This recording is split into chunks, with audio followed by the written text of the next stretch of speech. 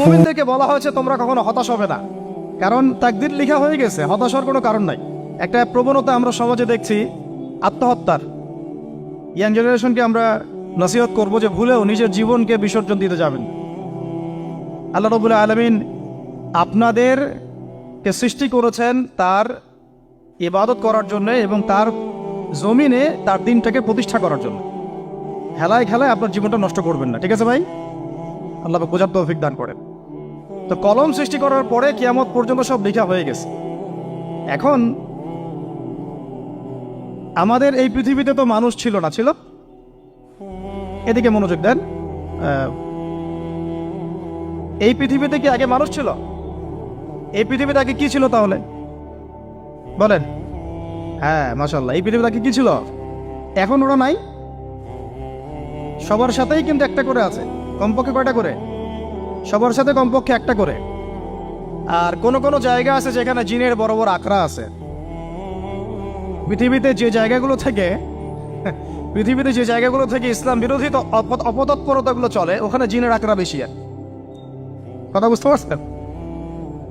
তো জিন জাতিকে আল্লাহ পাক ধ্বংস করে দিয়েছেন তাদের পাপের কারণে, আল্লাহ দ্রোহিতার কারণে, অবাধ্যতার কারণে।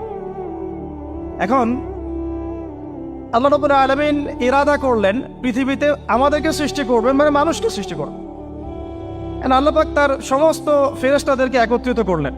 ঘটনাটা কিন্তু খুব ইন্টারেস্টিং।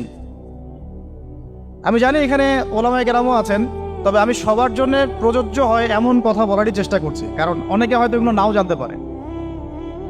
তো আল্লাহ পাকের ভাষায় আমি যদি বলি, আল্লাহ রাব্বুল আলামিন বলছেন, বা'দা আউযু বিল্লাহি মিনাশ শাইতানির রাজীম, ওয়াইয ক্বালা রাব্বুকা লিল মালায়েকা ইন্নী জাঈলুন ফিল আরদি খলিফা। হে নবী মুহাম্মদ সাল্লাল্লাহু আলাইহি ওয়াসাল্লাম, তুমি স্মরণ করো সেই সময়ের কথা যখন আল্লাহ তোমার রব সমস্ত ফেরেশতাদেরকে ডেকে বলেছিলেন যে ইন্নী জাঈলুন ফিল আরদি খলিফা, আমি জমিনে মানে পৃথিবীতে আমার খলিফা পাঠাতে চাই। কি পাঠাতে চাই? আরো জোরে বলেন। আল্লাহ পাক বলেননি পৃথিবীতে মানুষ পাঠাতে চাই, পৃথিবীতে নতুন কোনো মাখলুক পাঠাতে চাই। আমাদেরকে আল্লাহ পাক সম্মানের শব্দে সম্মানিত করেছেন, বিশেষায়িত করেছেন। আমাদেরকে বলেছেন আমরা আল্লাহর খলিফা, আমরা আল্লাহর খলিফা। এখন আমরা আল্লাহর খলিফা, কিন্তু পৃথিবীতে মানুষ খিলাফা শব্দ সহ্য করতে পারে। হ্যাঁ, কি অদ্ভুত না? এটা কোরআনে কি শেষের দিকে আছে না প্রথম দিকে আছে? সূরা বাকারার একদম শুরুর থেকে 3, 4, 5টা পৃষ্ঠা উল্টালে দেখবেন এই একটা আছে। কোরআন তাহলে শুরু থেকে কখনো খুলেও দেখেনি সে ব্যক্তি। প্রমাণ হলো এটা, সে খুলেও দেখে নাই, অথবা দেখলেও সে এড়িয়ে গেছে। আল্লাহ পাক আমাদেরকে বললেন যে পৃথিবীতে আমি আমার খলিফা পাঠাতে চাই। তাহলে আদম আলাইহিস সালামকে আল্লাহ পাক মুহাব্বতের শব্দে, সম্মানের শব্দে বিশেষায়িত করলেন কি বলে? সুবহানাল্লাহ, সুবহানাল্লাহ। আর খলিফা কাকে বলে এটা আমি আপনাদেরকে বোঝাচ্ছি একটা দোয়া থেকে। এই যে গাড়িতে করে আমরা বাসা থেকে আসলাম বা যখন কোনো সফরে যাই, আমরা একটা দোয়া পড়ি, সুবহানাল্লাযী সাখখারা লানা হাযা ওয়া মা কুন্না লাহু মুকরিনিন ওয়া ইন্না ইলা রাব্বিনা লামুনকালিবুন। এতটুকু তো পড়ি নাকি? বা এগুলো পড়তে হবে? বইমেলায় এসেছি শুধু লেকচার শোনার জন্য না, ছবি তোলার জন্য। আজকে জীবনটা পরিবর্তন করার নিয়াত করে যাইতে হবে, ঠিক আছে ভাই? বই প্রকাশ করা, ছাপানো, বিক্রি করা, লেখা, এর চেয়ে বড় কথা আমার জীবনটা ইলমের আলোয় আলোকিত করা। আমি বই লিখলাম ধরেন একটা, আমার মধ্যে সেই আমল নাই, লাভ নাই। লাভ আছে? আমি বই ছাপাইছি 100, 200, 500, 1000, আমি নিজেই আমল করি না, হবে? আগে আমল জরুরি। ইলমের সাথে আমলটা খুব বেশি জরুরি। আলেম তাকেই বলা হয় যে ইলম অনুযায়ী আমল করে। তাহলে আল্লাহ পাক বলেন, লিমা তাকুলুনা মা লা তাফআলুন, তোমরা এমন কথা কেন বলো যে আমল নিজেরাই করো না? কাবুরা মাকতান ইনদাল্লাহ আন তাকুলু মা লা তাফআলুন, আল্লাহর কাছে সবচেয়ে গর্হিত একটা অপরাধ, তোমরা একটা কথা বলবা কিন্তু আমল করবা না। তো দোয়াটা মুখস্থ করবেন। এই দোয়ার নিচে একটা অংশ আছে, আল্লাহুম্মা আনতা সাহিবু ফিস সাফারি। আমার কথাটা শুনেন, খলিফার অর্থটা বুঝেন। অনেকে তো অনেকভাবে ব্যাখ্যা করে আর কি। আল্লাহুম্মা আনতা সাহিবু ফিস সাফারি, আল্লাহ তুমি এই সফরে আমার সাথী। সফরে বের হওয়ার সময় দোয়া পড়ছি আমরা, আল্লাহুম্মা আনতা সাহিবু ফিস সাফারি, আল্লাহ তুমি এই সফরে আমার সাথী। ওয়াল খলিফাতু ফিল আহলি ওয়া মালি, আল্লাহ আমি তো বাসায় নাই, আমার বাসার আহাল মালের খলিফা হচ্ছে তুমি আল্লাহ। তাহলে খলিফা শব্দতে কি বুঝলেন? আল্লাহ আমার বাসার আহাল মালের খলিফা মানে কি? আমার স্থলাভিষিক্ত তুমি আল্লাহ, আমি ওখানে নাই বাসায়, আমি সফরে বের হয়ে গেছি, আমার স্ত্রী, আমার সন্তান, আমার মাল, আমার জান, এগুলোর দায়িত্ব তোমার, তুমি খলিফা। কত চমৎকার দোয়া। তাহলে পৃথিবীতে আমি আমার খলিফা পাঠাতে চাচ্ছি, তার অর্থ কি? আল্লাহ রাব্বুল আলামিন এই পৃথিবীতে আমাদেরকে তার প্রতিনিধি বানিয়েছেন। সুবহানাল্লাহ, সুবহানাল্লাহ। তাহলে আমরা নিজেদের আত্মপরিচয় ভুলে গেলাম যে আমরা আল্লাহর প্রতিনিধি পৃথিবীতে, তাই না? আমরা এখন আব্রাহাম লিঙ্কনের পূজা করতেছি। আব্রাহাম লিঙ্কনের পূজা তো বুঝেন না আপনারা, এটা হচ্ছে ওই যে সকল ডেমোক্রেসির পূজার। আদতে প্রকৃত গণতন্ত্র বলে কিছু নাই এই বিশ্বের মধ্যে, যা আছে এগুলো তথাকথিত আর স্লোগান, জাস্ট, আর কিছু না। এটা যারা চর্চা করে তারাও জানে, আমাদের কাছে তারাই বলে। আদতে এই আপনার কমিউনিজমের কথা বলেন, এই লেনিন স্টেলিনারিজমের কথা বলেন, আপনি মুসলিনের কথা বলেন, চাইনিজ দর্শনের কথা বলেন, রাশিয়ান দর্শনের কথা বলেন, আর এই যে আরেকটা কি চলতেছে সেকুলারিজমের কথা বলেন, ন্যাশনালিজমের কথা বলেন, এগুলো একটা তাত্ত্বিক মতবাদ শুধুমাত্র। প্রকৃত মতবাদগুলো আপনি পাবেন বিশুদ্ধ যেগুলো কোরআন এবং হাদিসেই, এর বাইরে নাই। তা আমরা কিন্তু আল্লাহর খলিফা পরিচয় দিতে এখন দ্বিধাবোধ করতেছি। এই জমিনে আল্লাহ পাক আমাদেরকে তার খলিফা বানিয়ে পাঠিয়েছে। এখন খলিফা হলাম কিভাবে? কিসের গুণে খলিফা হলাম? প্রশ্নটা এটা। আমাদের কি 10টা হাত, 10টা পা, বেশি শক্তি ফেরেশতাদের চাইতে, যে আমরা খলিফা হলাম কিসের ভিত্তিতে? আর কিভাবে হলাম এটা শোনেন। আল্লাহ পাক বলছেন ওয়াল্লামা আদামা আল-আসমাআ কুল্লাহা। আল্লাহ বলছেন আমি আদমকে এই মহাবিশ্বের যত নাম আছে, নাউন্স, ইসম, সব শিক্ষা দিয়েছি। সুবহানাল্লাহ। এই মহাবিশ্বের যত নাম, এখানে ইসম শব্দের অর্থ কিন্তু জ্ঞান। ইসম মানে কি? এখানে জ্ঞান। মহাবিশ্বের যে জ্ঞানগুলো আছে, এই জ্ঞানগুলো আল্লাহ পাক আমাদের আদি পিতাকে শিক্ষা দিয়েছেন। আমাদের আদি পিতাকে আল্লাহ নিজে শিক্ষা দিয়েছেন। সৃষ্টিগতভাবে আমরা জ্ঞানী ছিলাম না, আল্লাহ পাক আমাদেরকে জ্ঞান শিক্ষা দিয়েছেন। আমরা ফিলোসফির বইগুলো খুললে দেখবেন ওখানে বুদ্ধিবাদ নামে একটা মতবাদ আছে। মানে তারা বলে যে মানুষ সৃষ্টিগতভাবেই একজন বুদ্ধিদীপ্ত প্রাণী। এটা ভুল কনসেপ্ট। সৃষ্টিগতভাবে আমাদের মধ্যে জ্ঞান ছিল না, আল্লাহ পাক আমাদেরকে জ্ঞান শিক্ষা দিয়েছেন। কথা বুঝতে পারছেন? একটা মতবাদ তাদের আছে অভিজ্ঞতাবাদ, মানে মানুষ অভিজ্ঞতা থেকেই শিখে। আরেকটা আছে সমন্বয় মতবাদ, আপনারা তো এগুলো অনেকে পড়েছেন হয়তো। এর বাইরে যে একটা মতবাদ আছে যে আল্লাহর পক্ষ থেকে ওহী ভিত্তিক মানুষ জ্ঞান শিখে, এই মতবাদ কোনো দার্শনিকের বইয়ে স্থান পেল না। কি আফসোস, কি আফসোস। অথচ মুসলিম ঘরের দার্শনিক তারা। আমরাও পড়েছি ভাই, 4 বছর এই কারণে গেলেই। কি আফসোস, আল্লাহ পাকের ওহীর পক্ষ থেকে যে জ্ঞান আসতে পারে এইটা কনসেপ্টই নাই। অথচ এখানে কোরআনে আল্লাহ পাক বলছেন ওয়াল্লামা আদামা আল-আসমাআ কুল্লাহা, আমি আল্লাহ আদমকে সমস্ত নাম শিক্ষা দিয়েছি। সুবহানাল্লাহ।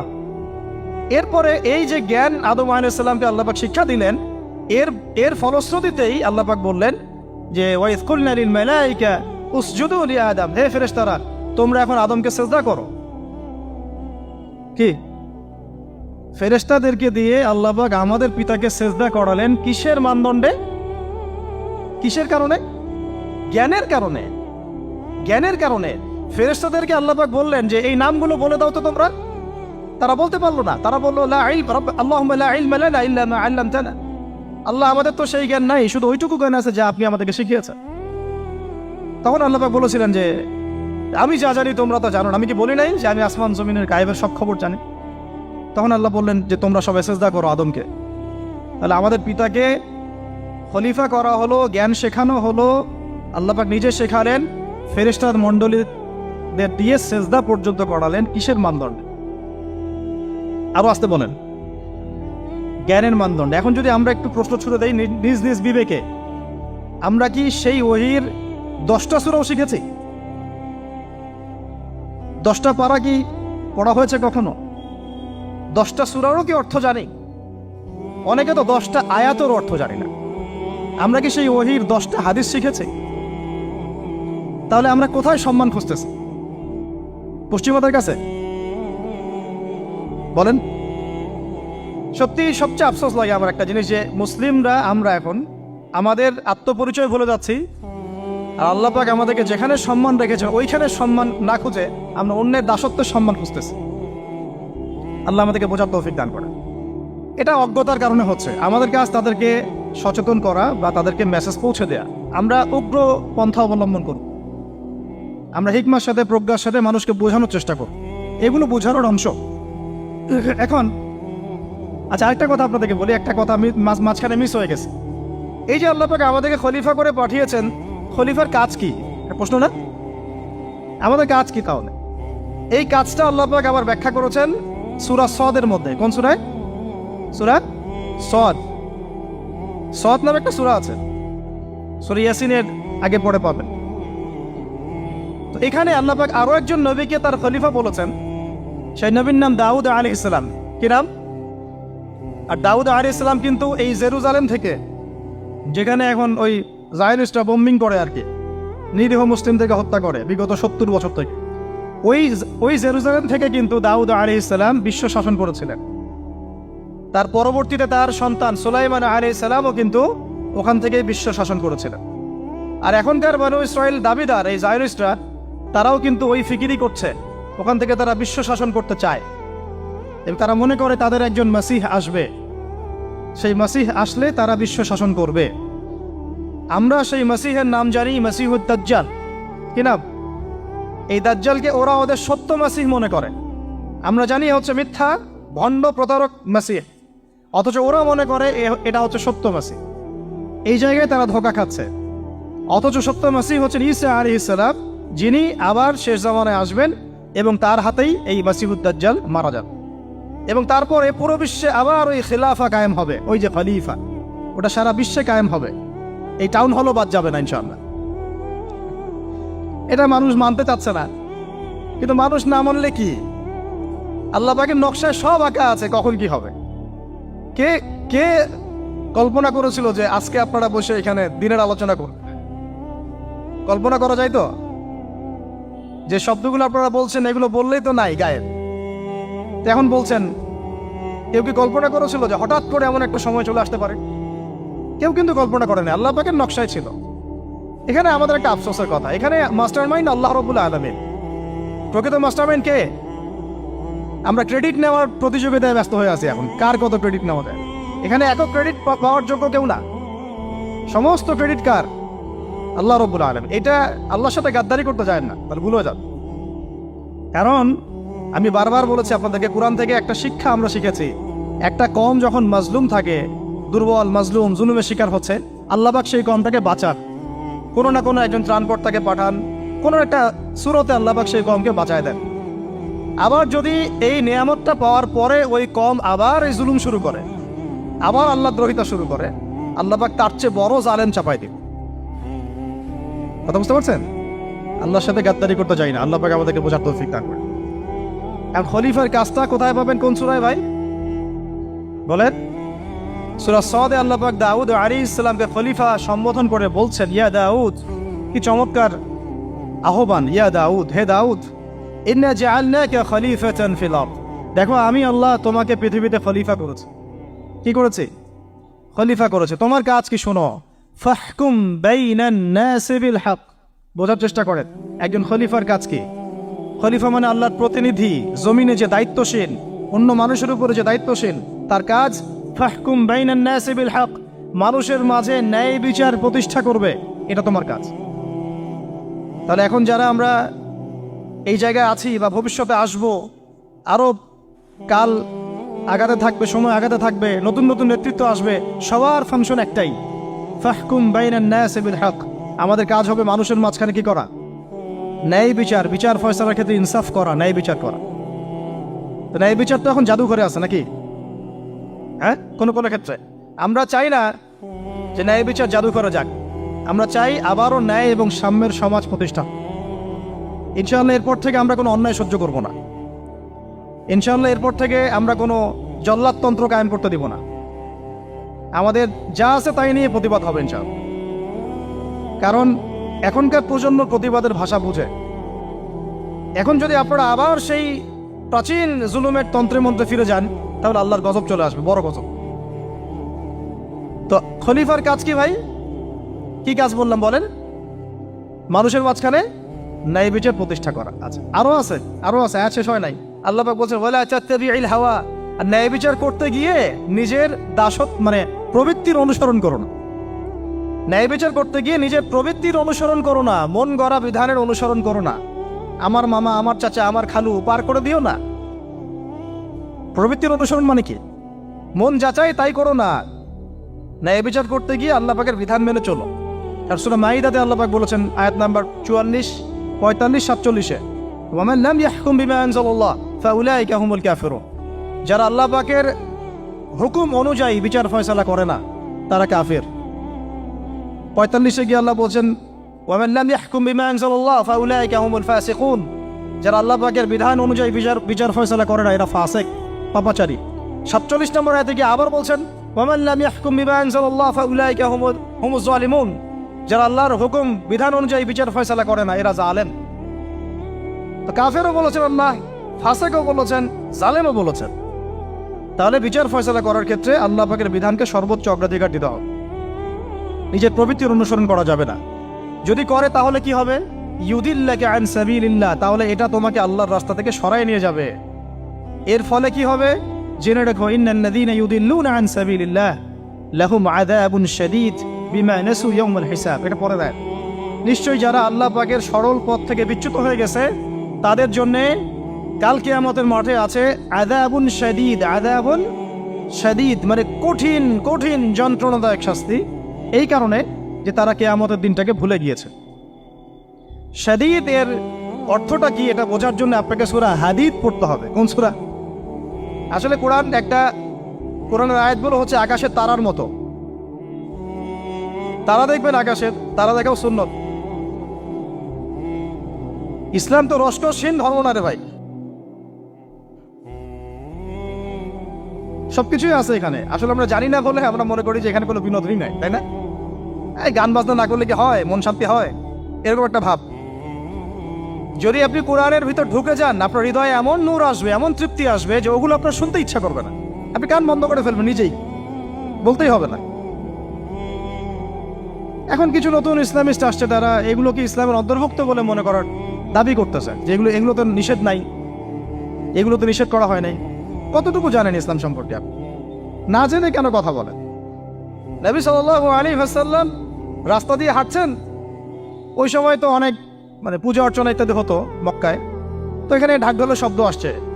নবী সাল্লাল্লাহু আলাইহি ওয়াসাল্লাম নিজের 2 আঙ্গুল কানের মধ্যে ঢুকিয়ে দিলেন, দিয়ে পাশে একজন সাহাবী তাকে জিজ্ঞাসা করছেন হাঁটতে হাঁটতে হাঁটতে হাঁটতে, তুমি কি এখন আওয়াজ শুনতে পাচ্ছ?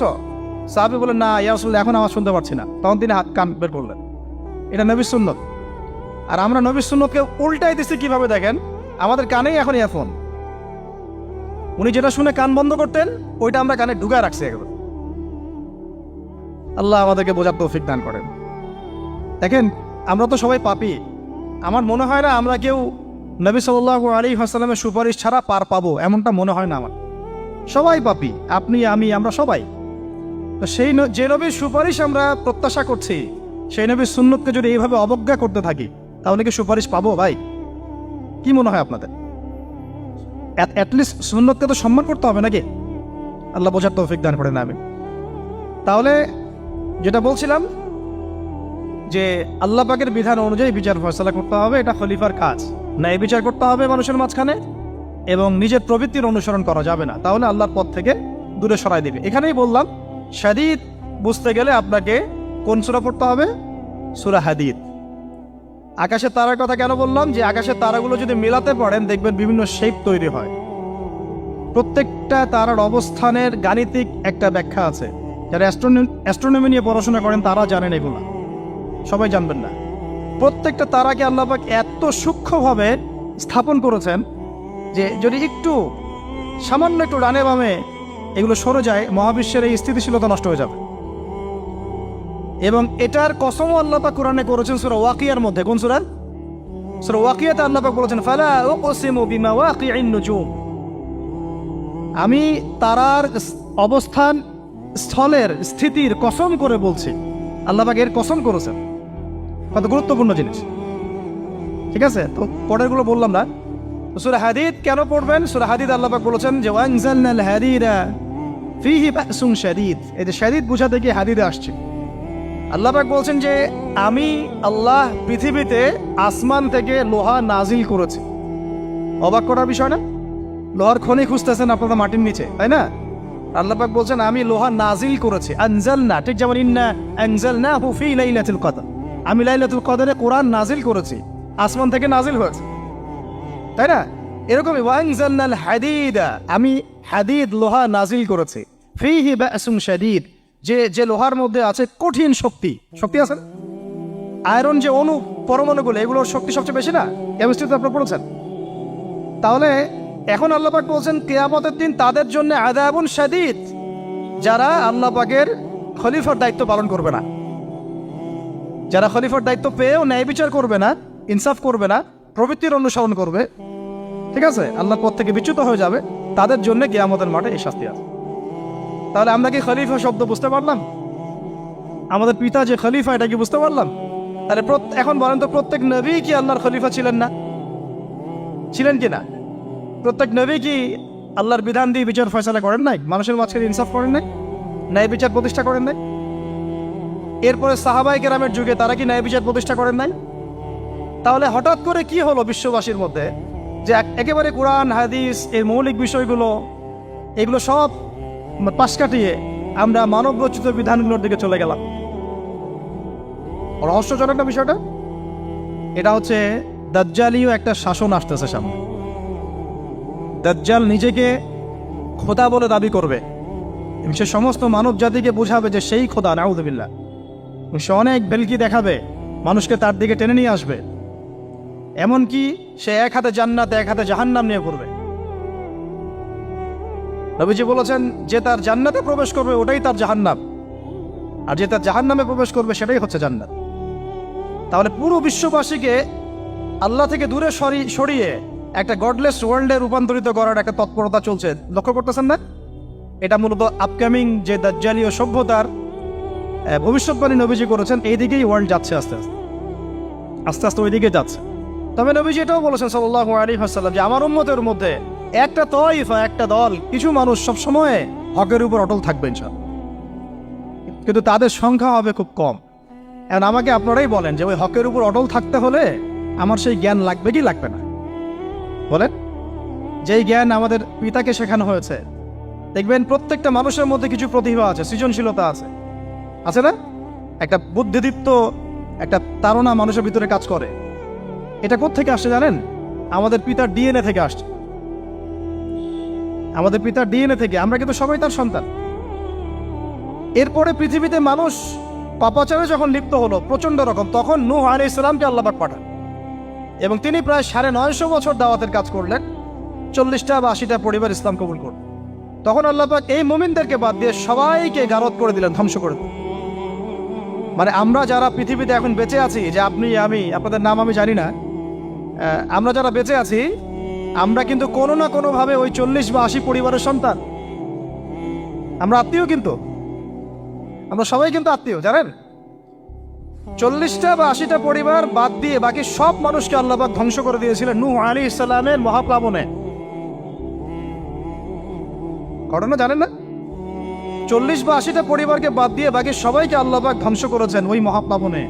তাহলে এখন এই বিশ্বে যত মানুষ আছে তারা কয়টা পরিবারের সন্তান?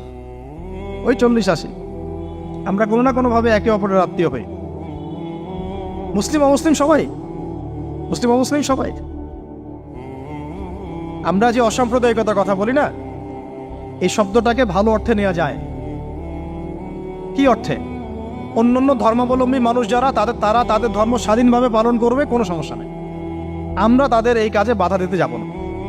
একইভাবে আমরা আমাদের ধর্ম স্বাধীনভাবে পালন করব, তারা এখানে কোনো বাধা দিতে পারবে না। সিম্পল। তারা তাদের উৎসব তাদের মতো পালন করবে, আমরা আমাদের উৎসব আমাদের মতো পালন করব। না আমি মূর্তি পাহারা দিতে যাব, আর না আমি মূর্তি ভাঙতে যাব। সিম্পল। আমি পাহারাও দিতে যাব না, ভাঙতেও যাব না।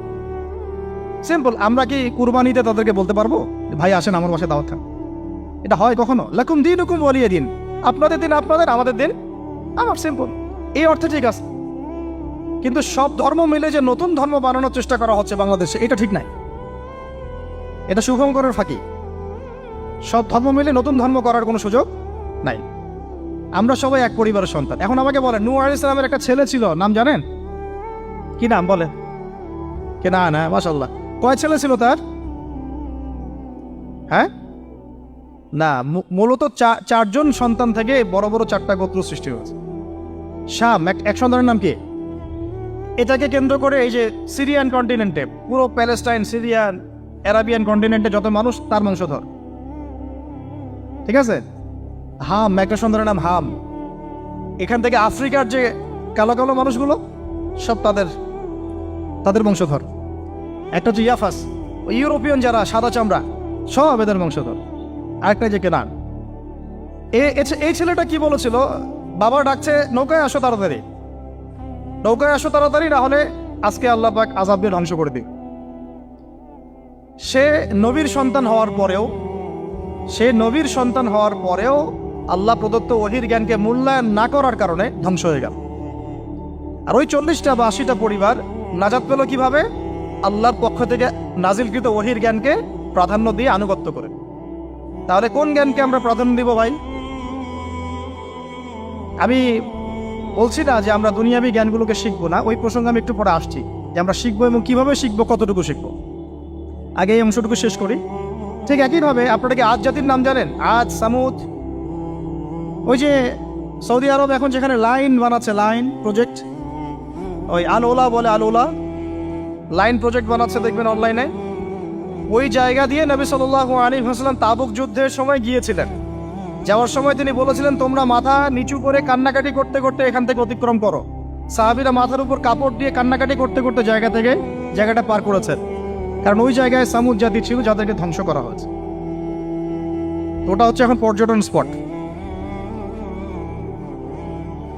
সুবহানাল্লাহ।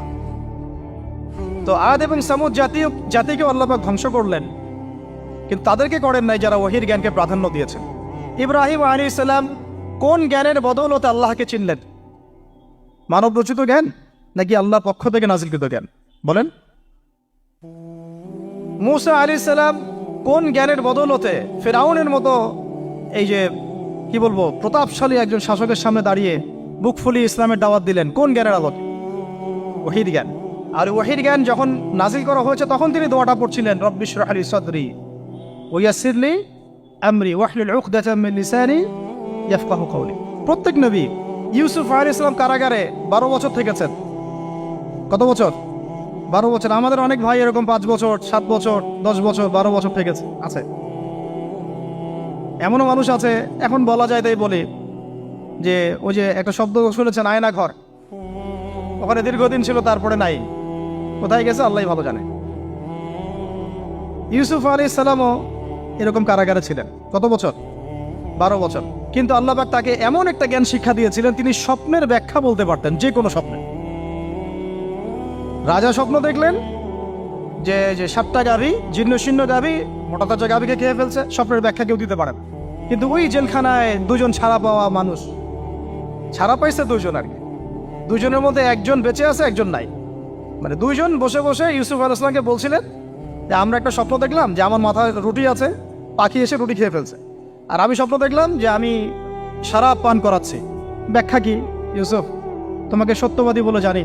ইউসুফ আলাইহিস সালাম বললেন, তোমার মাথায় রুটি যেটা খেয়ে নিচ্ছে তার মানে তোমাকে শুলদণ্ড দেওয়া হবে, আর তুমি যে পানি পান করাচ্ছ তার মানে তুমি নাজাত পাবে, ছাড়া পাবে। হলেও তাই। আর যে নাজাত পাবে তাকে ইউসুফ আলাইহিস সালাম বলে দিলেন যে তুমি রাজদরবারে গিয়ে আমার কথা বলো, আমার কথা আলোচনা করো।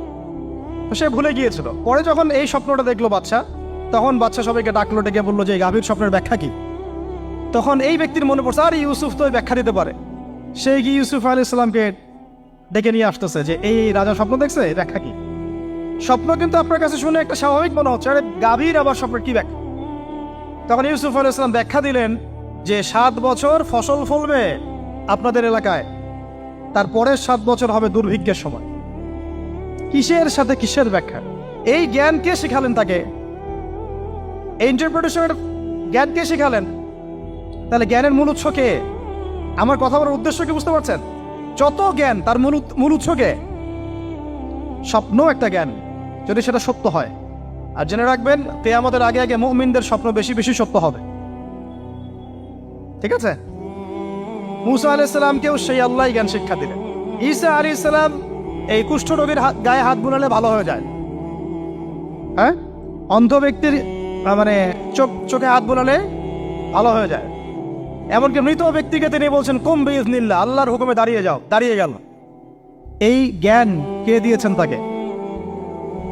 দাউদ এবং সুলাইমান আলাইহিস সালাম এই যে পশু পাখির ভাষা বোঝেন, সুলাইমান আলাইহিস সালাম পিঁপড়ার ভাষাও বোঝেন। আপনাদের সায়েন্স কি পিঁপড়ার ভাষা বোঝে? হ্যাঁ, আমরা তো এখন সায়েন্সকে সবকিছুর মানদণ্ড মনে করি, তাই না? সায়েন্স যদি বলে হ্যাঁ তাহলে হ্যাঁ, না বললে না। মানে এমন একটা ভাব, দেখেন সায়েন্সকে আমরা ইলাহ বানাইছি, ইলাহ, উপাস্য। সায়েন্স যদি বলে যে পৃথিবী থেকে অমুক অমুক কোটি কোটি আলোকবর্ষ দূরে একটা গ্রহের সন্ধান পাওয়া গেছে, নাম দিল ধরেন যে আলফা এক্স ওয়াই জেড কিছু একটা, ওখানে হুরপড়ি আছে, হ্যাঁ ওখানে দুধের সাগর আছে, মধুর সাগর আছে, তো মানুষ তখন বিশ্বাস করা শুরু করবে হ্যাঁ হ্যাঁ তাই তো, তাই থাকতেই পারে। নাসা বলেছে না হয়ে পারে, নাসা মন্তব্য করেছে না হয়ে পারে। ওরকম যদি বলে অনেক দূরে একটা আগুনের একটা বিশাল ইয়া পাওয়া গেছে, গ্রহ পাওয়া গেছে, ওখানে আযাব দেওয়া হয়, শাস্তি দেওয়া হয়, ওখানে অন্য মাখলুক আছে, ওদের ভাষায় এলিয়েন আর কি, মানুষ বিশ্বাস করে। এটা আল্লাহ পাক কোরআনে বলছেন যে সুলাইমান আলাইহিস সালাম পিঁপড়ার ভাষাও বুঝতেন, ওই কথা বিশ্বাস করতে চাচ্ছে না। সুলাইমান আলাইহিস সালাম বাতাসে ফ্লাই করতে পারতেন, এটা বুঝতে পারতেছেন না, বিশ্বাস করে না। তাহলে ওই প্রযুক্তি না থাকলে এয়ারক্রাফট কিভাবে আবিষ্কার করলেন? যে প্রযুক্তিগুলো পৃথিবীতে চলে গেছে ইতিমধ্যে, ওগুলো ভবিষ্যতেও আসতে পারে। যেমন একটা প্রযুক্তির কথা বলি, সুলাইমান আলাইহিস সালাম বসে আছেন, একজনকে বললেন না সাবার রানী বিলকিসের সিংহাসন কে নিয়ে আসতে পারবে? একজন বললো যে আপনি উঠে দাঁড়াইতে যতক্ষণ সময় লাগে এর মধ্যে নিয়ে আসুন। উনি বললেন যে হবে না, এটাতে হবে না, তুমি স্লো, তুমি 3G 4G না, এত স্লো স্পিডে আমার হবে না। এই কথা বলেন নাই, মজা করলাম আর কি। আমাদের ইউটিউবাররা আবার এই অংশ কাট করে আবার প্রচার করে দিতে পারে। দেখেন কিসের সাথে কি ব্যাখ্যা করলো, কোরআনকে 3Gর সাথে তুলনা করলেন আবু তাহাদ না, ব্যাস কাম সারা দেশে ওইটাই ইস্যু। তখন মহা মুসিবত, মানে বাঙালি জাতির মধ্যে দিন প্রচার করা। আমাদের সালাফদের ভাগ্য ভালো যে তারা আগেই, মানে এই প্রযুক্তি আসার আগেই দুনিয়া থেকে তারা চলে গেছে। মুশকিল না, যত ইস্যু এগুলোর কারণেই সৃষ্টি হয়। তো যাই হোক, প্রসঙ্গে আসি, কোথায় ছিলাম ভাই, যে কথা হারায় ফেললাম। হ্যাঁ হ্যাঁ, আরেকজন বললেন যে না, আপনি চোখের পলক ফেলতে যতক্ষণ লাগে এর মধ্যে দেখবেন সিংহাসন সামনে। সুবহানাল্লাহ, কি প্রযুক্তি বলেন! এই প্রযুক্তির সামনে কি বিশ্ববাসী যেতে পেরেছে? দেখেন সুলাইমান আলাইহিস সালামের বাতাসে ফ্লাই করাটা কিন্তু এখন পৃথিবীতে খুব কমন হয়ে গেছে। আমরা সবাই ফ্লাই করতেছি বাতাসে, তাই না? যদি আপকামিং কোনো সময় আপনি দেখেন যে এইরকম চোখের পলকেই একটা বস্তু আরেকটা জায়গা থেকে এক জায়গায় চলে আসতেছে, আমি অবাক হব না ইনশাআল্লাহ। কারণ কোরআনে অতীতে এই ঘটনার দলিল আছে। বুঝাতে পারতেছি না? এক কথায় সমস্ত জ্ঞানের মূল উৎসকে। এরপরে আসেন, অত আর লম্বা করছি না, আমাদের নবী মুহাম্মদ সাল্লাল্লাহু আলাইহি ওয়াসাল্লাম আসেন, আমরা তো তার উম্মত। 23 বছরে, একটু মনোযোগ দেন, এটা আলোচনার লাস্ট পার্ট, ঠিক আছে? 23 বছরে তিনি পুরো জাহেলিয়াতকে পরিবর্তন করে দিয়েছেন। কত বছরে? 23 বছর। আপনারা কি জানেন যে আইয়ামে জাহিলিয়াতে আসলে কি কি সমস্যা ছিল? কেন ওই যুগটাকে আমরা জাহিলিয়াত বলি? বেসিক্যালি 5-6টা সমস্যা ছিল। কয়টা? 5-6টা। 1 নম্বর শিরক। 1 নম্বর কি? আমার সাথে বলেন। শিরক আমাদের ওয়ার্ল্ডে নাই, এটা তো গ্লোবাল শিরক চলতেছে এখন। শুধু ধর্মীয় শিরক চলতেছে না, কিন্তু এখন শিরক হচ্ছে পলিটিক্সে, শিরক হচ্ছে ইকোনমিক্সে, শিরক এডুকেশনেও আছে, শিরক কালচারের মধ্যেও আছে। কথাগুলো বুঝতে হবে একটু গভীরভাবে। তখন সমস্যা ছিল রিবা, সুদ। এখন নাই। রিবা ছাড়া কোনো সিস্টেম আছে এখন ওয়ার্ল্ডে? আমি গতকালকে একটা হাদিস মোতালা করছিলাম সুদ সংক্রান্ত। নবীজি বলেছেন সাল্লাল্লাহু আলাইহি ওয়াসাল্লাম যে একটা যুগ আসবে সামনে, সুদবিহীন কোনো মানুষই চলতে পারবে না। যে চলতে চাইবে তার গায়েও সুদের ছিটা ফোটা গিয়ে লাগবে। আসে নাই সেই যুগ? সুবহানাল্লাহ, কিভাবে তিনি এত স্পেসিফিকলি কথাগুলো বলতে পারেন? নিশ্চয়ই তিনি এমন একজন সত্তার কাছ থেকে জ্ঞান পেয়েছেন যিনি সব জানেন, অতীত বর্তমান ভবিষ্যৎ, তাই না? এমনকি নবীজি বলেছেন ইমামুল মাহদির সময় যে 10 জন ঘোড়সাওয়ার বের হবে এবং তারা গিয়ে খোঁজ নিতে যাবে যে দাজ্জাল বের হয়েছে কিনা, নবীজি বলছেন আমি সেই 10 জনের নামও জানি, তাদের বাবার নামও জানি। সুবহানাল্লাহ, সুবহানাল্লাহ। কিয়ামতের মাঠে আলী রাদিয়াল্লাহু আনহু, আবু বকর রাদিয়াল্লাহু আনহু, ওমর, উসমান রাদিয়াল্লাহু আনহুম আজমাইন, তাদের হিসাবটা কেমন হবে ওইটাও নবী সাল্লাল্লাহু আলাইহি ওয়াসাল্লাম আগেই বলে দিয়েছেন। সবচেয়ে দ্রুত হিসাব হবে এই উম্মতের আলী ইবনে আবি তালিব রাদিয়াল্লাহু আনহু। যাবেন, বেরোবেন, শেষ। কি মানুষ, তার জীবনীটা পড়ে দেখবেন। আমি শেষের দিকে বলে দিব আপনাদেরকে আজকে, এবং এটা রেকর্ডেড থাকবে, ইনশাল্লাহ অনলাইনে দিয়ে দিব, যে আপনারা কোন কোন সাবজেক্টের বই কিনবেন। বই মেলা তো শুধু মানে আসলেন একটা র্যান্ডমলি বই কিনলেন এমন না, টপিক ধরে ধরে সাবজেক্ট ওয়াইজ বই কিনতে হবে। ঠিক আছে ভাই? বই কেনার পিছনে টাকা পয়সা খরচ যদি না করেন, মানে দিনের জন্য অর্থ ব্যয় করার মানসিকতা না থাকে, এলেম পাওয়া যাবে। অনেক মুহাদ্দিস নিজের গায়ের জামা খুলে দিয়ে পর্যন্ত বই নিয়ে বাসায় গিয়েছে, জানেন? তাদের সমস্ত সম্পত্তি বিক্রি করে দিয়েছেন বই কেনার জন্য। আজকে সকালে আমাদের এক ভাই মজাকারা করছিলেন যে আমারই এক ওস্তাদ, বাংলাদেশের অনেক বরেণ্য একজন আলেমে দিন, প্রবীণ আলেমে দিন, তার কথা আলোচনা হচ্ছিল যে তিনি কিতাব পড়তে পড়তে পড়তে হঠাৎ একটা কিতাব তিনি খুঁজে পাচ্ছেন না। তো ছাত্রদেরকে পাঠালেন যে খুঁজে নিয়ে আসো তো, কোথায় আছে, কেউ খুঁজে পায় না। তিনি নাকি ওযু করে এসে নামাজ, 2 রাকাত নামাজ পড়ে বাচ্চার মতো হাউমাউ করে কান্নাকাটি শুরু করল, আল্লাহ আমার সেই কিতাব কোথায় গেল, আমার কিতাবটা এনে দেয়। তলাবুল ইলম কাকে বলে দেখেন, ইলমের তালেব, ইলমের ছাত্র কাকে বলে? এই যে ইলমের ছাত্র, আমরা কি ছাত্র হইতে পারছি? একটা বইয়ের দাম যদি দেখি 100 টাকা, বাস আমাদের গায়ে লাগে। 100 টাকা দিয়ে তো আপনার গার্লফ্রেন্ডকে নিয়ে বসতে গায়ে লাগে না, বসলে তো 500 টাকা চলে যায়। আর এখনকার মেয়েরা তো খায়ও বেশি, ডেটিংয়ের সময় আর কি, তাই না? অনেকে দেখা যায় যে এটাকেই প্রফেশন বানায় ফেলছে না। জিনা থেকে বাঁচতে হবে, জিনা থেকে বাঁচতে না পারলে কলবে আল্লাহ নূর আসবে না। আল্লাহ পাক আমাদের কথাগুলো বোঝার তৌফিক দান করেন, আমিন। জিনা, আবার বলছি, জিনা থেকে বাঁচতে হবে, অন্যথায় কলবে নূর আসবে না। আল্লাহ পাক আমাদেরকে বোঝার তৌফিক দান করেন, আমিন। কোথায় ছিলাম ভাই? বলেন। 1 নাম্বার কি ছিল? শিরক। 2 নাম্বার রিবা, সুদ। ওইটা বলতে গিয়ে হাদিসটার কথা বলেছিলাম। এই সুদটা কি এখন বেশি না কম? এখন সুদ মানুষ খাচ্ছে, যুক্তিও দিচ্ছে যে এই যুগে এখন সুদ না খাইলে কি চলে? একদিন একটা মসজিদে বয়ান করছিলাম, তো মসজিদে বয়ানের মাঝখানে একজন দাঁড়ায় গেল, দাঁড়ায় আমাকে বলছে যে উস্তাদ, হুজুর বুঝলাম আপনার সব কথা ঠিক আছে, এখন আমার 1 লাখ টাকা ধার লাগবে, আমি কোত্থেকে নিব? বলেন, আসলে উত্তর দিবেন কি? হ্যাঁ, সুদের ক্ষতিকর বিষয়গুলো যেমন বলতে হবে, সুদবিহীন ব্যাংকিং সিস্টেম এবং অর্থনৈতিক ব্যবস্থাও তো চালু করতে হবে। সেটা কি? সেটা হচ্ছে যাকাত। সেটা কি? যাকাত, সাদাকা এবং কর্জে হাসানা, এগুলো তো চালু করছি না আমরা শুধু কথা বলছি তাত্ত্বিক যে সুদ হারাম। আমিও তো অনেক জায়গায় বলছি, কারণ বলতে হচ্ছে, না আপনারা জানাতে তো হবে। সুদের পাপের সবচেয়ে নিম্ন শাখা হচ্ছে মায়ের সাথে জেনা করা, সর্বোচ্চ শাখা হচ্ছে আল্লাহ এবং তার রাসূলের সাথে যুদ্ধ করা। একটা হাদিস বুখারীতে এরকমও আসছে, বুখারীতে কি তিরমিজিতে, আমি রেফারেন্সটা ভুলে যাচ্ছি, তবে হাদিসটা সহিহ। নবী সাল্লাল্লাহু আলাইহি ওয়াসাল্লাম বলেছেন, যে ব্যক্তি 1 দিরহাম সুদ খায় সে যেন 36 বার জেনা করবে। আর আপনারা তো জানেন, এটা আমার বলার দরকার নাই, 4 শ্রেণীর মানুষকে নবীজি অভিশাপ দিয়েছেন, যে নিজে খায়, তারপরে যে সুদ দেয়, যে লিখে রাখে, যে সাক্ষী থাকে। তা আমি বলতে যাচ্ছি, আইয়ামে জাহিলিয়াতে এই সুদটা ছিল, আমাদের এই বর্তমান ওয়ার্ল্ড অ্যাফেয়ার্সে নাই। বাংলাদেশ একটা কান্ট্রি হিসেবে চিন্তা করবেন না, আপনি গ্লোবালি চিন্তা করবেন, কারণ এখন একটা দেশ স্বতন্ত্রভাবে চলতে পারে না।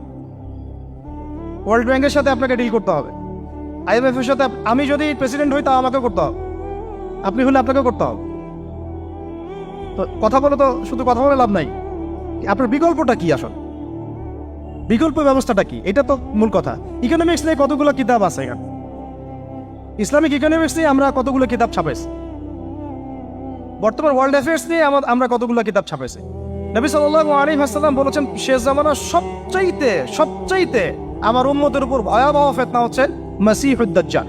কি নাম বলে? এখন আপনি আমাকে মাদ্রাসার পুরো সিলেবাসে এই কন্টেন্টে আমাকে দাজ্জাল নিয়ে একটা ফ্যাকাল্টি দেখান, আছে? কয়টা কিতাব আছে?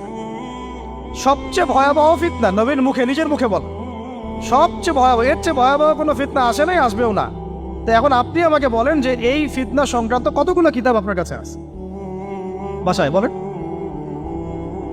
তাহলে গ্যাপস আছে না আমাদের মধ্যে? গ্যাপ ফিল আপ করতে হবে। কথাগুলো বলার উদ্দেশ্য হচ্ছে গ্যাপটা ফিল আপ করা। তো এই রিবার সমস্যাটা এখনো আছে। আল্লাহ পাক আমাদেরকে রিবা মুক্ত জিন্দেগি দান করেন আমি। এবং আমি রিকোয়েস্ট করব বিনয়ের সাথে যে আমাদের ঊর্ধ্বতন কর্তৃপক্ষ যারা আছেন শুধু একটা কাজ করেন না, একটা কাজ একটা বছর করেই দেখেন না কি হয়। প্রত্যেকটা মুসলিম, অমুসলিমদের কথা বলছেন, যেহেতু এটা খিলাফা স্টেট না সেহেতু অমুসলিমরা এখানে জিজিয়া দিবে না। খিলাফা স্টেটে অমুসলিমরা জিজিয়া দেয়, এটা তো খিলাফা স্টেট না, এটা তো ডেমোক্রেটিক স্টেট এবং সেকুলার স্টেট। শুধু মুসলিমদের কাছ থেকে যাদের নিসাব পরিমাণ সম্পদ হয়েছে জাকাত দেওয়ার, সবার কাছ থেকে রাষ্ট্রীয়ভাবে বাধ্যতামূলক জাকাত নেন, দেখেন না অর্থনীতি সচল হয় না হয় না। একটা বছর নিয়ে দেখেন না কি হয়। কেউ এই উদ্যোগ গ্রহণ করতে পারতেছে না। কেন হচ্ছে না আমরা বুঝতে পারতেছি না। কর্জে হাসানার এনজিও চালু করা যায়। আমরা অনেক সংগঠন করছি, সোশ্যাল, অরাজনৈতিক ইত্যাদি রাজনৈতিক। আমরা ইকোনমিক এনজিও খুব একটা করতে পারছি, কিন্তু এই জায়গাগুলো দখল করে ফেলছে। দেখেন কারা কারা, নাম বলতে চাচ্ছি না। এবং যারা যারা দখল করছে তারা কিন্তু এখন রাষ্ট্রের অনেক বড় বড় জায়গা হস্তক্ষেপ করতেছে। ইভেন ট্রান্সজেন্ডারের মতো ইস্যু কিন্তু তারা ঢুকাই দিচ্ছে, ঢুকায় না? উত্তরবঙ্গ জুড়ে পুরো উত্তরবঙ্গ ঘুরে আসেন, দেখেন কাদের তৎপরতা বেশি। নীলফামারীতে সফর করে দেখলাম যে ওখানে একটা গ্রামের মধ্যে 24টা এনজিও কাজ করতেছে, শুধুই সব। তারপরে মানুষ তামাক চাষ করে খাচ্ছে। একটা দল দাবি করতেছে নবী সাল্লাল্লাহু আলাইহি ওয়াসাল্লাম ছাড়াও আরো নাকি নবী আসতে পারে, নাউযুবিল্লাহ। এবং ওই যে মির্জা গোলাম আহমেদও তাদের অন্তর্ভুক্ত। মানুষ ওই দলের নাম লেখাচ্ছে চাকরির জন্য, ব্যবসা করতেছে তারা দেশের মধ্যে। আরে ভাই, শুধুমাত্র তাত্ত্বিক কথাবার্তা না, আমাদের সংগ্রামটা কিন্তু বহুমুখী। শুধু ইলম অর্জন তো একটা বেসিক জিনিস, এই বেসিকটাই এখনো হচ্ছে না আমাদের। ইলম অর্জনটা বেসিক জিনিস, এটাই হচ্ছে না। এরপরে আপনার অর্থনীতি সমৃদ্ধ করা, সংস্কার করা, সমাজ সংস্কার করা, রাজনৈতিক অঙ্গনগুলোর মধ্যে যে অরাজকতা এগুলোকে সংস্কার করা, কত কাজ আমাদের। কিন্তু আমরা কিন্তু একটা জায়গাতেও স্থির নাই। ইভেন একটা মাসালাতেও আমরা এক জায়গায় আসতে পারতেছি না, ঐক্যবদ্ধ হতে পারতেছি না। আমরা খুবই ব্যাকডেটেড চিন্তা করতেছি এই জায়গাতে। অথচ আমাদের উচিত ছিল এই প্রবলেমগুলোকে আরো 30-40 বছর আগে সলভ করা। তাহলে এখন হয়তো আপনি ভালো কিছু পেতেন। আমাকে একটা প্রতিষ্ঠান দেখান যেখানে নুরানি থেকে নিয়ে, মানে নুরানি থেকে দাওরা বা ক্লাস নার্সারি থেকে মাস্টার্স, এরকম সিলসিলায় ইসলামিক শিক্ষা এবং জেনারেল শিক্ষাকে একত্রিত করে একটা সিলেবাস মেনটেন করে পড়ানো হচ্ছে। আমাকে কয়েকটা প্রতিষ্ঠানের নাম বলেন, আমি ওখানে আমার মেয়েকে ভর্তি করাবো। আমাকে দেন, রেডিমেড দেন, আমার ছেলেকে ভর্তি করাবো। আমরা ফিকির করতেছি না। এটা হওয়া উচিত ছিল বিগত 30 বছর আগেই। আমি আপনাদেরকে বলি যে প্রকাশনা সংস্থার ভাইরা আছেন অনেকে এখানে। ধরেন আমাদের রংপুরের কোনো ভাই আপনাদেরকে পুরো 1 বিঘা জমি দিল, বা ধরেন 5 বিঘা জমি দিয়ে দিল, ঠিক আছে? আর আমরা সবাই মিলে দেশবাসীর কাছ থেকে টাকা কালেক্ট করে একটা কনস্ট্রাকশন দাঁড় করে প্রতিষ্ঠান দাঁড় করালাম, একেবারে অনার্স, মানে নুরানি থেকে নিয়ে, মানে প্লে গ্রুপ থেকে নিয়ে মাস্টার্স, এরকম ফ্যাকাল্টি আর করলাম। এখন ভাই আপনারা যারা বই প্রকাশ করতেছেন, আমাকে কি আপনারা বই দিতে পারবেন? প্রত্যেকটা ক্লাসে আমি কোন কোন বই পড়াবো পারবেন? আমাকে কি সিলেবাস দিতে পারবেন? কথা বলেন। প্লে গ্রুপে কোন কোন বই পড়াবো আমাকে দেন, নার্সারিতে দেন, STD 1-এ দেন, 2-তে দেন, 3-তে দেন, 5-এ দেন। এভাবে আপনি আমাকে ক্লাস 10 পর্যন্ত দেন। তারপরে কি আপনি আমাকে অনার্স, মাস্টার্স, এই ফ্যাকাল্টিগুলো আলাদা আলাদা, এগুলো কি ইউনিভার্সিটি আদলে আপনি কি আমাকে সাজা দিতে পারবেন? আমরা জায়গা দিব, টাকা দিব, প্রতিষ্ঠান করে দিব। প্রকাশনা সংস্থা থেকে কি আমরা এতটুকু পেতে পারি? তাহলে কাজের ক্ষেত্র আসলে কোনগুলা? আজকে আদনান ভাইয়ের একটা বই নিয়ে পড়তেছেন, কালকে অমুক ওস্তাদের একটা বই নিয়ে পড়তেছেন, আজকে এইটা, কালকে সেইটা। কনস্ট্রাকটিভ পড়াশোনাটা কোথায়? ধরেন এই যে আমাদের এক ভাই, পরিচিত ভাই, ওই ভাই যদি বলে যে আমি ভাই একসময় দিনের পথে ছিলাম না, এখন ইসলামের পথে আসছি, তো আমি এখন আলেম হইতে চাই। কি হইতে চাই? আলেম হইতে চাই, কিন্তু আমার মাদ্রাসায় পড়ার কোনো সুব্যবস্থা নাই। আচ্ছা, এখন কি তাকে আমরা 5 বছর বা 10 বছরের মধ্যে আলেমের সমপর্যায়ে নিয়ে যেতে কি পারবো? সেই সিলেবাস কি আমার কাছে আছে? বলেন। অথচ বিশ্বাস করেন, আরবি ভাষা না জানলে কেউ কোরআন জানতে পারবেই না। আমি এখন এটা শক্ত করে বলি যে কোরআন শেখা যেমন ফরজ, আরবি ভাষাটা শিক্ষা করাও ওয়াজিব। এখন আমাদের 80% জেনারেল শিক্ষিত ছেলে পেলে কিভাবে আরবি শিখবে? কিভাবে তারা আকীদা শিখবে?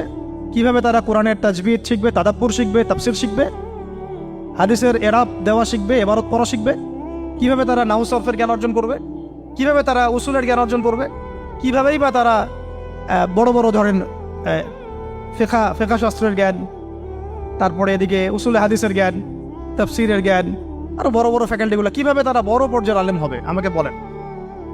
প্রোডাক্ট দেন, প্রোডাক্ট, এবং এমন এমন আলেমের প্রোডাক্ট যে আলেমরা সারা ওয়ার্ল্ডকে ডিল করতে পারে, মানে ইন্টারন্যাশনাল স্কলার। এখান থেকে যাবে ইউকেতে গিয়ে দাওয়াতি কাজ করে আসবে, অস্ট্রেলিয়ায় গিয়ে দাওয়াতি কাজ করে আসবে, মালয়েশিয়ায় গিয়ে দাওয়াতি কাজ করে আসবে। আন্তর্জাতিক মানের আলেম আমরা কি জেনারেল শিক্ষিত ব্যাকগ্রাউন্ড থেকে তৈরি করতে পারবো? পারছি কি? আর আপনারা আমাকে বলেন তো ভাই, যে কত পার্সেন্ট মানুষ জেনারেল শিক্ষিত আর কত পার্সেন্ট মানুষ মাদ্রাসায় শিক্ষিত? কাদের পরিসংখ্যানটা বেশি? তারা কি, তাদের কোনো অবদান রাখার কোনো সুযোগ নাই? এখন যদি এই ক্লাসিক্যাল পড়াশোনা না হয়, ইলমের এই গভীরতায় না যায় এবং বড় বড় ওলামায়ে কেরামদের সোহবতে তারা না আসে, তাহলে কিভাবে তারা বিশুদ্ধ ইসলাম শিখবে আর প্রচার করবে আর প্রতিষ্ঠা করবে? তো প্রশ্ন কিছু করে গেলাম। আজকে প্রশ্নগুলো রেখে যাচ্ছে এই কারণে, যেগুলো নিয়ে আপনারা ভাববেন যে আপনারা আমাকে একটা ইসলামিক ইউনিভার্সিটি করার মতো বইপত্র আমাকে বানায় দেন না। দায়িত্ব নেন কেউ, আপনারা সবাই মিলে দায়িত্ব নেন। আমি এখানে একটা স্কুল আছে আমাদের ছোট্ট, তহাজিন নুরাইন ইসলামিক স্কুল। এই স্কুল আমরা করেছি প্লে, নার্সারি, কেজি 1, 2, 3, 4, 5 এতটুকু। ট্রাইলিঙ্গুয়াল, মানে বাংলা মিডিয়াম, আর Bangla medium, English version, medium না ইংলিশ ভার্সন, আর অ্যারাবিক।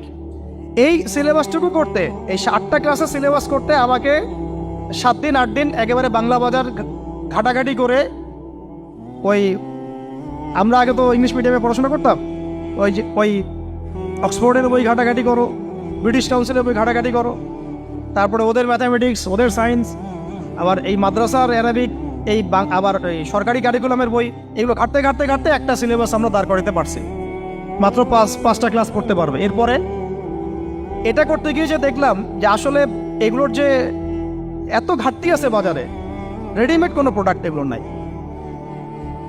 থেকে ঘুরে ফিরে কি সেই আমরা ওই একই জিনিসই চর্চা করতে থাকবো, নাকি আমরা একটু বহির্বিশ্বে যেভাবে দিন প্রচার হচ্ছে এই মান দিতে পারি? এটা আমাদের উচিত না করার কাজটা?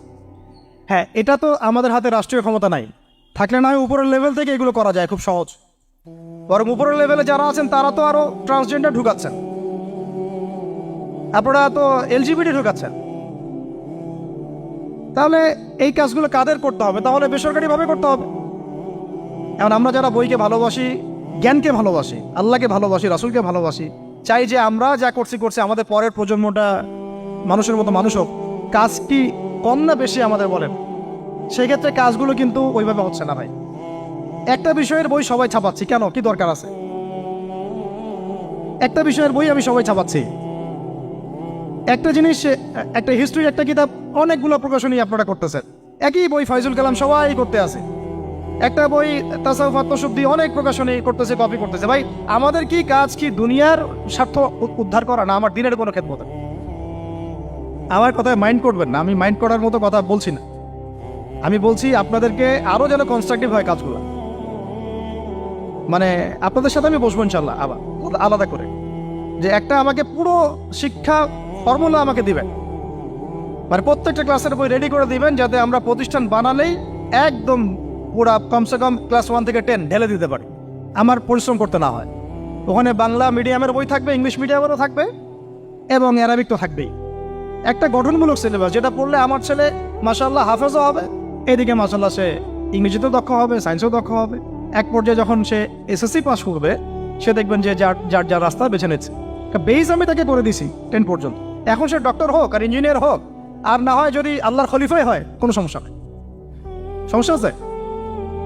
এটা দরকার ছিল ভাই, আরো 30 বছর আগে দরকার ছিল। আমরা যেটা পাই নাই, এটা আমাদের আফসোস। আর এই জেনারেল ব্যাকগ্রাউন্ড থেকে এইরকম জায়গায় উঠে এসে এই যে এগুলো কথাগুলো বলা বা এই কাজগুলো করা, এগুলো সবাইকে হয়তো আল্লাহ পাক এভাবে কবুল নাও করতে পারে। এর পিছনে অনেক গল্প থাকে, অনেক হিস্ট্রি, অনেক ত্যাগ, অনেক আত্মত্যাগ, এগুলো সবাই হতে পারবে না। কিছু মানুষ বের হয়ে আসছে, ডক্টর জাকির নাইক তো সবাই হতে পারে নাই, পারছে? তো এই জিনিসগুলো আমাদের বুঝতে হবে যে আমভাবে সবাই সবকিছু করতে পারবে না। আমাদের একটা একাডেমিক ফর্মুলা দরকার, যেখানে আমরা পড়বো, আমরা আলেম হয়ে বের হবো। ইনশাআল্লাহ পারা যাবে তো ইনশাআল্লাহ। আচ্ছা, অনেক গভীরে চলে গেছি, আপনাদেরকে মানে অনেক বেশি বিরক্ত করে ফেলতেছি আর কি।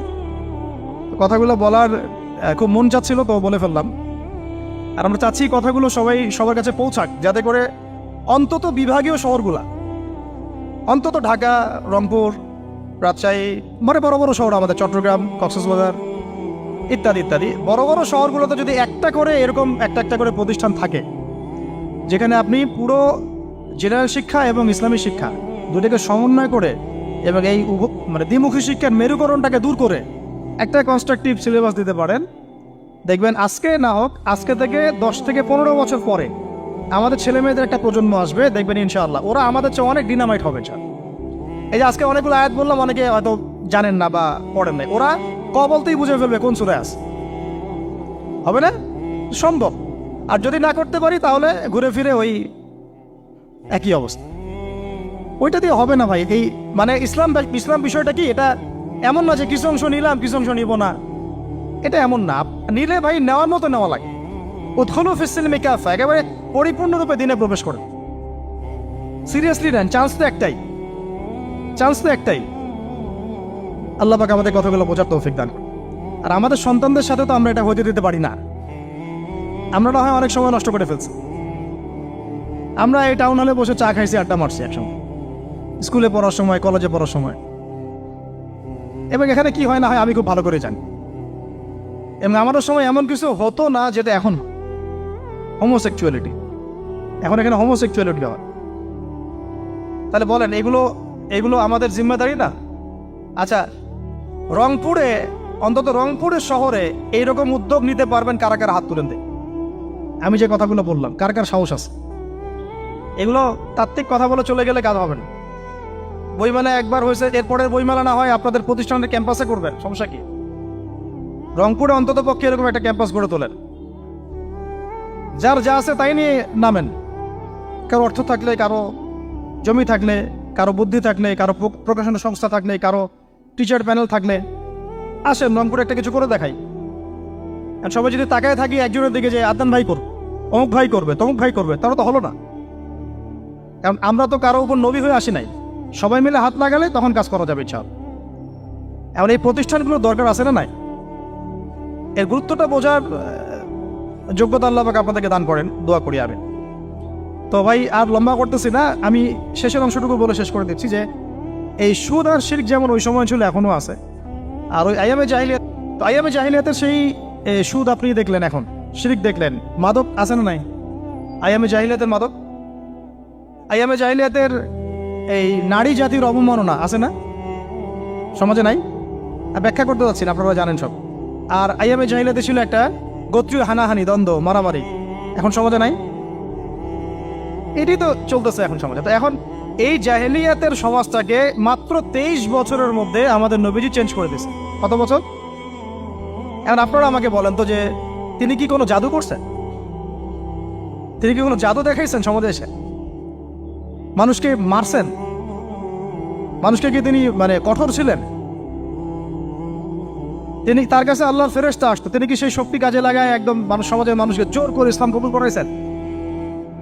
তিনি কি করছেন 23 বছরে? এটা বলে শেষ করে দিব। তবে তার আগে শুধু এতটুকু বলবো, 23 বছর পরের মক্কাটাকে একটু দেখেন। 23 বছরের পরের মক্কাটাকে একটু দেখেন। ওই মক্কাতে কি কোনো শিরক আছে? হ্যাঁ, 23 বছর পরের মক্কা, ওখানে কি কোনো শিরক আছে? ওখানে কি কোনো সুদ আছে? কোনো মাদক আছে? বলেন। কোনো নারীর অবমাননা আছে? কোনো গোত্রীয় হানাহানি আছে? তার 23 বছরের মধ্যে পুরো সমাজটাই চেঞ্জ করলেন কিভাবে? জাদু তো করেন নাই, মানুষকে তো অত্যাচার করেন নাই, কটু কথাও বলেন নাই, এমনকি তিনি কারো গায়ে হাতও তোলেন নাই, তাই না? একটা কাজই তিনি করেছেন, সেটা হলো এই যে কোরআন এবং সুন্নাহর যে জ্ঞান, এই ওহির জ্ঞানটাকে তিনি সবার মাঝখানে ছড়াই দিয়েছেন। এই তো কাজ। তারপরে সেই জ্ঞান যখন মানুষ শিখেছে, তার উপরে আমল করেছে, এবং সেই জ্ঞান এর উৎস আল্লাহ রাব্বুল আলামিন, তার কাছে আত্মসমর্পণ করেছে, নবীর কাছ থেকে আত্মশুদ্ধি অর্জন করেছে, এবং হালাল খেয়েছে, পরিবার গঠন করেছে, প্রজন্মকে তৈরি করেছে, সৎ কাজে আদেশ করেছেন, অসৎ কাজে নিষেধ করেছেন, প্রয়োজনে কখনো হিজরত করেছেন, কখনো মার খেয়েছেন, কখনো সবর করেছেন, কখনো বা জিহাদও করেছেন। এভাবে আস্তে আস্তে পুরো আরবের মধ্যে দিনটা প্রতিষ্ঠা হয়ে গেল। তাহলে মূল উৎসটা কি ছিল? জ্ঞান। মূল উৎসটা কি ছিল বলেন? জ্ঞান। আর এই জ্ঞানটার চর্চায় আমাদের সবাইকে করতে হবে। আল্লাহ পাক আমাদেরকে তৌফিক দান করে দেন। এর চর্চা করতে গেলে আমাদের সমাজে এখন দুইটা রাস্তা, এর বাইরে আপনি কোনো রাস্তা দেখবেন না, হয় মাদ্রাসা ব্যাকগ্রাউন্ড অথবা জেনারেল ব্যাকগ্রাউন্ড, এই তো। সমন্বিত কোনো প্রচেষ্টা খুব বেশি দেখা যাচ্ছে না। আজকে আমার কথা বলার মধ্যে একটা অন্যতম একটা গুরুত্বপূর্ণ পার্ট হচ্ছে সমন্বিত প্রচেষ্টা এখন থেকে নেওয়া উচিত। এতে আপনারা এগ্রি করেন না করেন না? যদি এগ্রি করেন তাহলে প্রত্যেকটা জায়গায় এরকম কিছু কিছু প্রতিষ্ঠান গড়ে তোলার চেষ্টা করেন। ইনশাআল্লাহ আজকে না হোক, আজকে থেকে 10-15 বছর পরে ফলাফল পাওয়া যাবে। ঠিক আছে ভাই? আল্লাহ পাক আমাদেরকে বোঝার তৌফিক দান করেন। শেষ করার আগে খালি কয়েকটা সাবজেক্ট বলবো। এখন যারা জেনারেল স্টুডেন্ট, আপনাদের তো মাদ্রাসায় যাওয়ার কোনো সুযোগ নাই, বা গেলেও আপনারা একাডেমিক্যালি পড়তে পারেন না।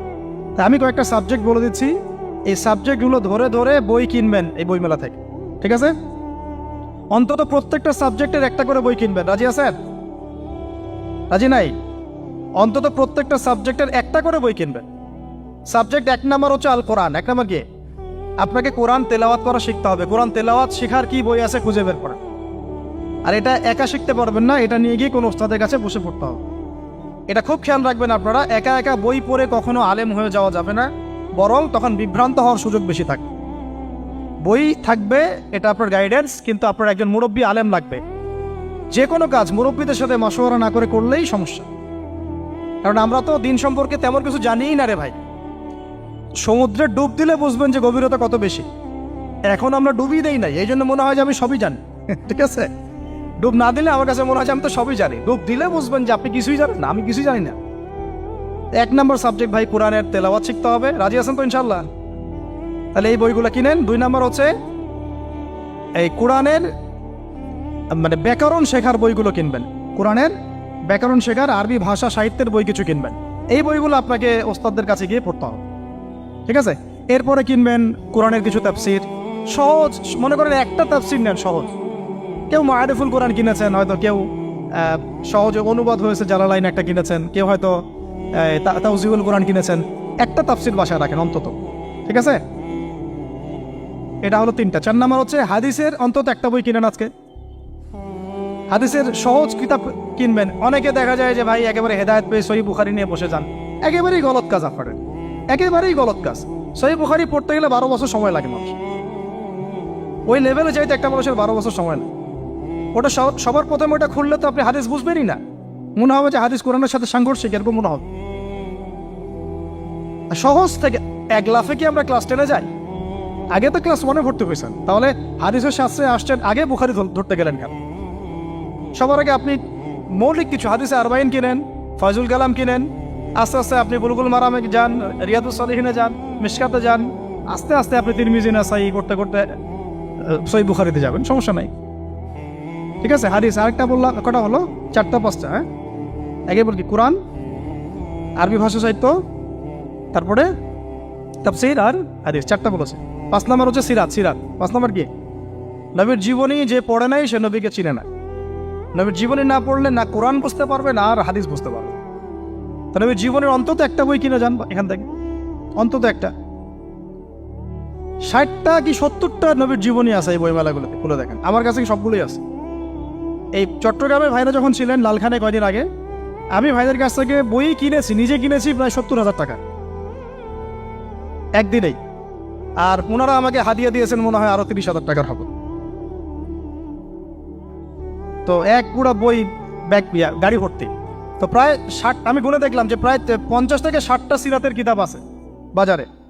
একটা তো কিনেন অন্তত, একটা সিরাতের কিতাব তো অন্তত কিনেন। তারপরে ইসলামের ইতিহাসের বই কিনেন। 6 নম্বর ইসলামের ইতিহাসের বই কিনেন।